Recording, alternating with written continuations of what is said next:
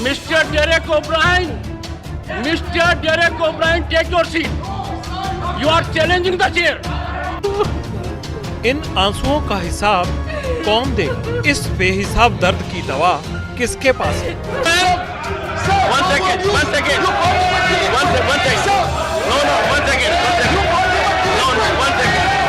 And the Prime Minister has to open his mouth. One second. Manipur. How can you Honorable member. How is the Prime Minister of India? How is the Prime Sanjay Singh केवल chair से ये पूछने गए थे कि मेरे notice का क्या हुआ और तब तक इनको नोटिस। मैं सदन में चर्चा के लिए तैयार हूं। मुझे मालूम नहीं है कि विपक्ष क्यों चर्चा करने देना नहीं चाहता। The women are raped and naked, paraded, everything, and Prime Minister is keeping quiet. इन नामर्दों को मैं चुनौती देता हूं, आप आओ। प्राइम मिनिस्टर अंदर नहीं आ रहे, ऑफिस में बैठते हैं, सुनते हैं। साथियों, आज फिर से विपक्ष के नेता डेरेक ओब्रायन और राज्यसभा चेयरमैन धनखड़ साहब के बीच तीखी बहस हो गई।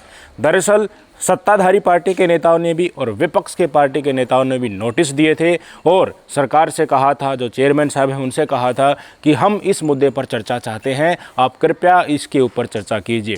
रूल 176 के तहत 11 नोटिस दिए गए थे। 176 के तहत होती है शॉर्ट ड्यूरेशन, थोड़े समय के लिए चर्चा होती है, उसमें ज़्यादातर समय सत्ताधारी पार्टी खा जाती है, विपक्ष को एक 1.5 मिनट बोलने का मौका मिलता है। 176 में ये होता है और 27 नोटिस दिए गए थे, इसमें ज़्यादातर विपक्ष के नेता थे। 267 रूल के तहत दिए गए थे।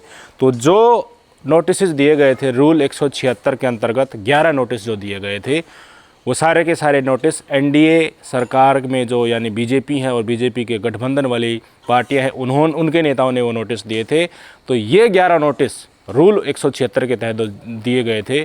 चेयरमैन साहब ने एक एक करके इनको बढ़ा कि देखिए रूल 176 के तहत सबसे पहला नोटिस भारतीय जनता पार्टी किस नेता का आया है। इन्होंने ये बताया है कि इस मुद्दे पर चर्चा होनी चाहिए और जो भी एनडीए सरकार में गठबंधन सरकार उन्होंने नोटिस दिया था उनको बड़े ही प्रिय ढंग से सरलता से एक्सप्लेनेशन की कि देखिए ये नोटिस इस नेता ने, इस पार्टी ने इस टॉपिक पर दिया है। इनमें एक नोटिस था वो मणिपुर के ऊपर भी था। मणिपुर का मुद्दा जब उनके सामने आया तो उन्होंने कहा कि देखिए मैं तो पहले ही एग्री कर चुका हूं कि सरकार तैयार है 176 रूल के तहत मणिपुर पर डिस्कस करने के लिए, पर जो लीडर ऑफ द हाउस है पीयूष गोयल जी, उनके साथ चर्चा होगी, वो बैठेंगे, उसके बाद टाइम डिसाइड किया जाएगा। शॉर्ट ड्यूरेशन के लिए भी सरकार टाइम डिसाइड करेगी।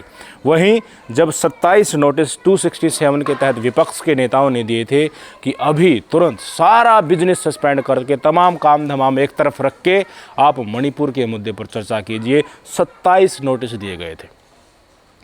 धनखड़ साहब ने क्या किया, एक एक करके इनको जिस तरह बीजेपी के नोटिस पड़े थे वैसे नहीं पढ़ा। कहा कि मल्लिकार्जुन खड़गे ने नोटिस दिया है, फलाने नेता ने दिया, फलाने नेता ने दिया है, और बाद में कहने वाले थे जो हमेशा कहते हैं कि हमने इसको कंसिडर रूल 267 के तहत नहीं किया है। इसी पे भड़क गए डेरेक ओब्रायन साहब कि विपक्ष के नेता अगर आपको नोटिस देते हैं तो आप चेयर के ऊपर बैठे हैं, आपको तो निष्पक्ष होना चाहिए। तो जिस तरह भारतीय जनता पार्टी के नेताओं के द्वारा दिए गए नोटिस को आप उनकी पार्टी भी बताते हैं, उनका नाम भी बताते हैं और उनके टॉपिक की बाकायदा पूरी एक्सप्लेनेशन भी देते हैं कि इस मुद्दे पर उन्होंने चर्चा मांगी है, जबकि विपक्ष के नेताओं के द्वारा दिए गए नोटिस को आप सिर्फ उनका नाम लेकर ही एक तरह से उनको खारिज करके कलेक्टिवली कि सारे के सारे बेशक से 27 आए हो, वो 11 थे, वो ज़्यादा महत्वपूर्ण थे, ये 27 आए हो उठाकर एक डिब्बे में इनको फेंकना है, इस तरह का एटीट्यूड उनका देखने को मिला। तब डेरेक ओब्रायन को गुस्सा आया। अब पूरा वीडियो सुनिए। Honorable members, 11 notices under Rule 176 for short duration discussion have been received. Dr. Sudhanshu Trivedi, BJP, concern over violence during panchayat elections in the state of West Bengal. Shri Sushil Kumar Modi, the same. Shri Sushil Kumar Modi, concern over brutal use of police force against peaceful protesters in Patna, Bihar. Dr. Lakshmikant Vajpayee, BJP, concern over atrocities against women in the state of Telangana, Shri GVL Narasimha Rao, BJP, concern over protest by youths belonging to SC/ST communities in the state of Chhattisgarh to challenge the issue of fake caste certificates, Shri Harnath Singh Yadav, BJP, concern over atrocities against women in the state of Chhattisgarh, Shri Harnath Singh Yadav, BJP, concern over atrocities against women in the state of West Bengal, Dr. Lakshmikant Vajpayee, BJP, concern over atrocities against women in the state of Kerala, Shri Ghanshyam Tiwari, concern over crime against women and deteriorating law and order situation in the state of Rajasthan, Dr. Lakshmikant Vajpayee, concern over atrocities against women in the state of Jharkhand, Dr. Shiv Darshan CPIM, concern over ethnic violence in the state of Manipur. Honorable members, in respect of the last notice, you would recall on 20th July 2023, I had already given a ruling that the notices for short duration discussion received regarding the violence in Manipur are admitted, and the leader of the House, Shri Piyush Goyal, had agreed for a discussion on this issue. The remaining notices are under my active consideration. Honorable members, I have received 27 notices. Honorable members, I have received 27 notices under Rule 267. 27. Shri Malika Arjun Khadge, Dr. John Bitas, Shri A.D. Singh,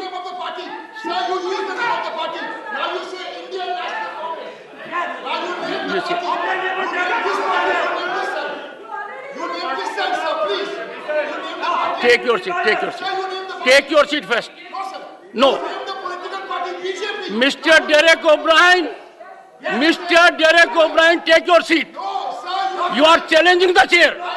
सुन लिया video आपने। अब आप खुद मुझे बता दीजिए, जितने भी मेरे व्यूवर्स हैं, क्या उस कुर्सी पर बैठे उस चेयरमैन साहब के द्वारा विपक्ष के दिए हुए नोटिस पर अलग तरह का व्यवहार करना और सत्ताधारी पार्टी के द्वारा दिए हुए नोटिस को एक इज्जत के साथ उनका व्यवहार करना, विपक्ष वालों को एज ए डस्टबिन में उठाकर फेंकना जैसा व्यवहार करना कहाँ तक जायज़ है?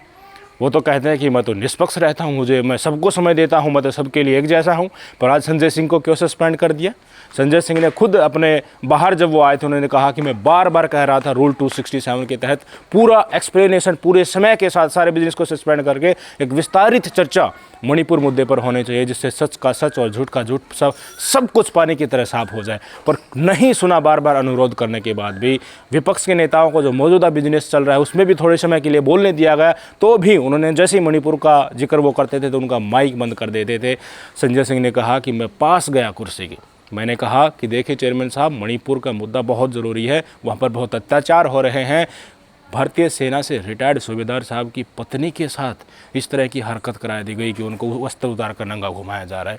ये तो ऐसी तो कई सैकड़ों घटनाएं हैं। वहाँ के खुद मुख्यमंत्री के बोल चुके हैं, बीजेपी के एमएलए वहाँ के वो खुद कह चुके हैं कि इस तरह की हिंसा का पालन पोषण भारतीय जनता पार्टी एन बीरेन्द्र सिंह द्वारा ही किया जा रहा है। और बड़ी संख्या में छोटे छोटे बच्चों के पास ऑटोमेटिक राइफलें वहाँ पर मौजूद हैं। तो आप बताइए हिंसा थमेगी कैसे? असल कारण कहाँ से सह मिल रही है, उसके ऊपर अगर प्रहार नहीं किया जाएगा, उसको अगर देश की जनता के सामने नहीं लाया जाएगा कि देखिए मणिपुर में वास्तव में ये लोग हैं, ये करवा रहे हैं सारा का सारा कांड और इस तरह से शुरुआत की थी और आगे इतना बड़ा नुकसान हो सकता है, ये सारी चीज़ें चर्चा में निकल कर आएंगी। कब? जब विस्तारित चर्चा होगी, लार्ज स्केल में होगी। तो यही कहने के लिए संजय सिंह कुर्सी के पास गए थे और क्या बोले धनखड़ साहब, आई एम नेमिंग यू, और फटाक से वहाँ पर पीयूष गोयल साहब खड़े हो जाते हैं और संजय सिंह के खिलाफ एक प्रस्ताव पढ़ देते हैं कि जितना भी मानसून सत्र बचा उसके लिए इनको सस्पेंड किया जाए। और बड़े ही जोशीले ढंग से चेयरमैन साहब भी ठीक है, जो एग्री है वो हाँ कहे और उसको पास करवा देते हैं, सस्पेंड कर देते हैं उनको। संजय सिंह बाहर महात्मा गांधी की मूर्ति के आगे बैठ गए। आज मैंने 267 का नोटिस दिया था पहले 15-20 मिनट तक मैं अनुरोध करता रहा चेयर से कि मुझे 267 पे बोलने का मौका दिया जाए। जब उन्होंने मौका नहीं दिया तो मैं चेयर के पास जाके अनुरोध कर रहा था कि आप मणिपुर पे चर्चा कराइए, लेकिन सरकार मणिपुर के ऊपर बात करने के लिए तैयार नहीं है। हमारा विरोध जारी रहेगा। राष्ट्रपिता महात्मा गांधी की प्रतिमा पर मैं अपना धरना जारी रखूंगा, अपना आंदोलन जारी रखूंगा। देखिए, आज सिर्फ ये संजय जी का सस्पेंशन कह देना बेमानी होगा। एक व्यक्ति का सस्पेंशन नहीं है, लोकतांत्रिक रवायतों का सस्पेंशन। वो क्या करना चाह रहे थे? 27-267 के नोटिस थे, किस बात पे थे? मणिपुर। और वो अटेंशन ड्रॉ करने की कोशिश कर रहे थे माननीय चेयरमैन साहब का। जब अटेंशन ड्रॉ नहीं हुआ तो उन्होंने जाके पास में रिक्वेस्ट करने की कोशिश की। आपने फौरी तौर पर उनको सस्पेंड कर दिया पूरे सत्र के लिए। एक सस्पेंशन क्या, कल तो हम ऑफर करने जा रहे हैं हम सबको सस्पेंड कर दें। लेकिन मणिपुर के लोगों को भरोसा दिलाओ, मणिपुर को न्याय दीजिए। वो जो विजुअल्स हमने देखी है ना, रोंगटे खड़े हो जाते हैं। हम सब कल कहने वाले हैं हमें भी सस्पेंड करो, क्योंकि इस दौर में सस्पेंडेड रहना बेहतर है, ताकि आप अपने समाज, अपने राज्य के लिए खड़े हो सकें।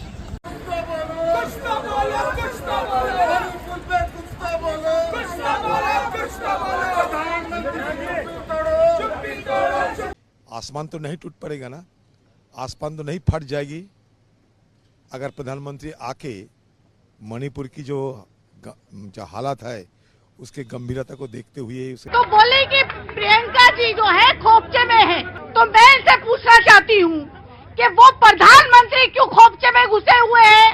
प्रधानमंत्री का कर्तव्य नहीं निभा सकते तो इस्तीफा क्यों नहीं दे देते? ना चीफ मिनिस्टर को हटा रहे हैं, ना किसी की गिरफ्तारी हुई है। 4 तारीख को हुआ था, 2 महीने से ज्यादा हो गया और कुछ नहीं हो रहा है। ये बहुत ही शर्मिंदगी की बात है। में सारे लोग बेल के अंदर जाते हैं, टारगेट करके मुझे सस्पेंड कर दिया गया।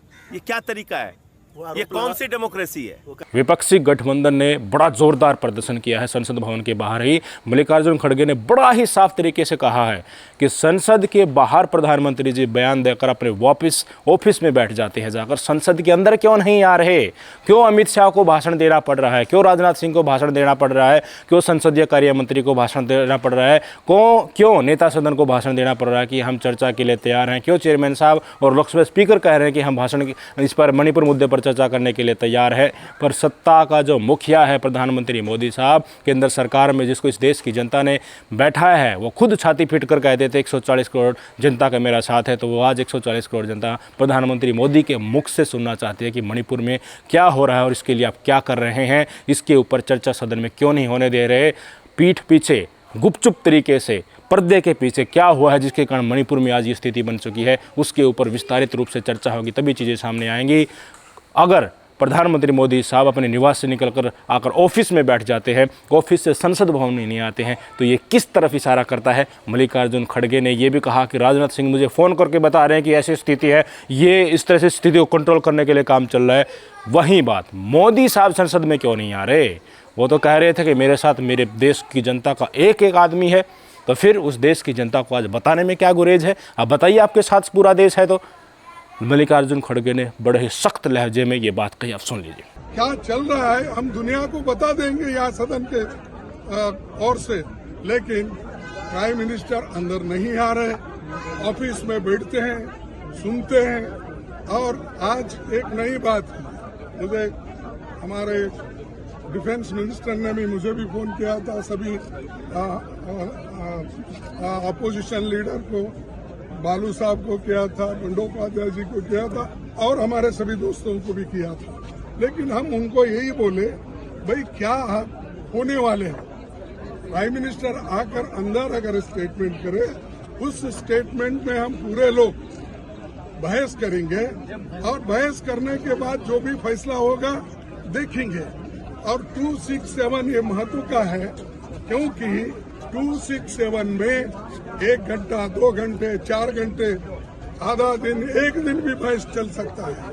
विपक्ष का कोई भी नेता उठकर अगर बोलने लगता है तो सामने बैठे शख्स को सिर्फ यही लगता है कि ये रूल का उल्लंघन कर रहा है, कुर्सी का अनादर कर रहा है, ये जो बातें कर रहा है वो देश हित में नहीं है। तो इसलिए आजकल जनता के मुद्दे उठाना, वो भी संसद भवन में, सबसे बड़ा गुनाह हो गया है।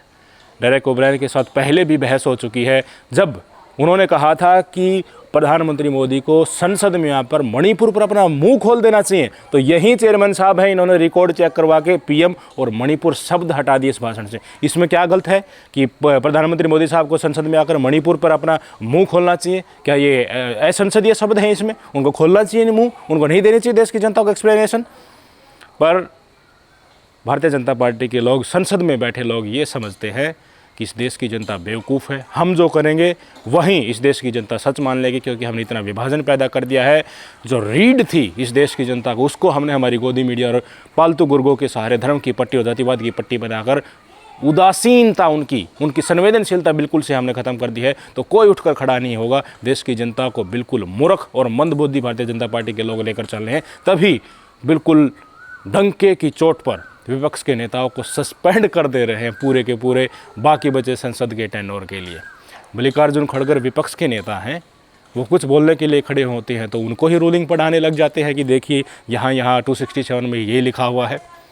बड़ी अचरज की बात है। आज तो संसद भवन के सामने जहाँ पर विपक्ष इंडिया नाम से अपना गठबंधन जो उनका है वो लगातार प्रदर्शन कर रहे थे और मणिपुर मामले पर चर्चा की मांग कर रहे थे, मोदी साहब से एक्सप्लेनेशन की मांग कर रहे थे कि वो सदन में आकर अपना वक्तव्य इस मुद्दे पर दें। वहीं दिल्ली से भारतीय जनता पार्टी के सांसद मनोज तिवारी ने जो शब्द प्रयोग किए वो बड़े ही शर्मनाक हैं। उन्होंने कहा कि ये नामर्द सदन के अंदर चर्चा कर क्यों नहीं कर लेते। उनका इशारा किस तरफ है, क्या उनका लहजा है, वो आप खुद सुन लीजिए। इन बेशर्मों को कौन समझाए?